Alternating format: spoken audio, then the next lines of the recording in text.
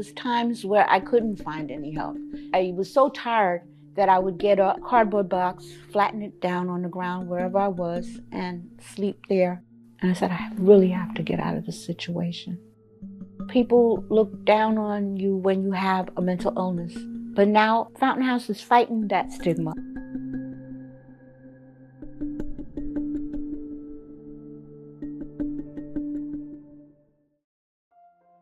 My name is Carmen Murray Williams.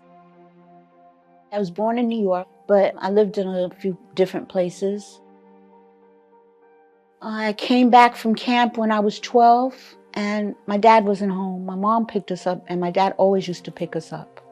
And I just felt uncomfortable because when I came back, all of my things were gone. We moved to Harlem, where my family lived, in a building they lived in from like 3 generations lived in that building. There's a lot of drugs in the area at the time. And then my mom got involved with a new man, and I guess she wanted a new family, and she didn't believe me when I told her that certain things made me feel uncomfortable with this man. I was a legal secretary, and it was nice, but I got caught up in the drugs, you know? I had extra money.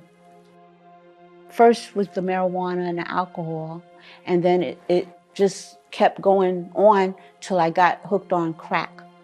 You know, and at that time, it was everybody who had extra money that's who got caught up in that scene at first. And I was on that for like 3-4 years, and I became homeless. It was a very hard life, and nobody there to help you. I got involved with somebody while I was at Baruch College. He took out 13 credit cards on the joint bank account, and I ended up in $66,000 worth of debt. The sheriff came to the door, knocked on the door, because he wasn't paying the rent either. Knocked on the door, you have to leave. And I was homeless again. And I went off. And they called the police on me, and I ended up in the hospital. About 20% of people have something that's diagnosed in the DSM, the Diagnostic and Statistical Manual, which is psychiatry's Bible. About 6% of Americans have a serious and persistent mental illness. This is about 14 million adults. 21% of unsheltered homeless individuals are estimated to have a serious mental illness. So this is about 67,000 Americans. You know, I didn't get diagnosed with a mental illness till I was 42. You know, at first I didn't even want to accept the fact that I had a mental illness. I didn't go to the psychiatrist. I didn't go for therapy, none of that. Now I do all of that. The next one up is I, 22. I'm grateful for Fountain House because they sit and listen. You wouldn't be able to tell the staff from the clients a lot because everybody's dressed alike. Nobody's like trying to be, you know, haughty or better than anybody else. Clubhouses offer day programs and programs for individuals with very severe mental illnesses to still participate in their community. So they provide workforce opportunities, activities for enjoyment, educational activities. Fountain House is the architect of the clubhouse model. We've seen the value of senior centers for senior citizens or community centers for our young people. Like clubhouses are equally transformative for those with serious mental illness because it provides them with community, it provides them with a set of services, which is tragically lacking in our society.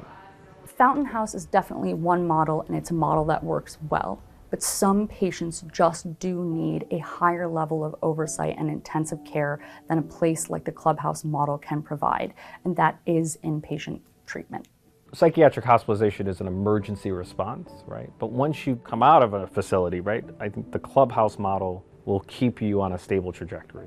So I see the two of them not as mutually exclusive, but as mutually reinforcing. This place is my second home.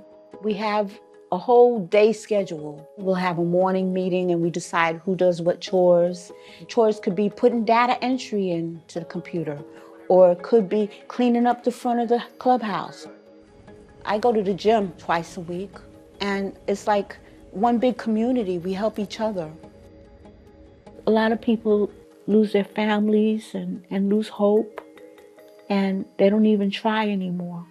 But I want to give people that they can keep trying and keep putting one foot in front of the other every day. Don't give up. What's his name? Okay, everybody.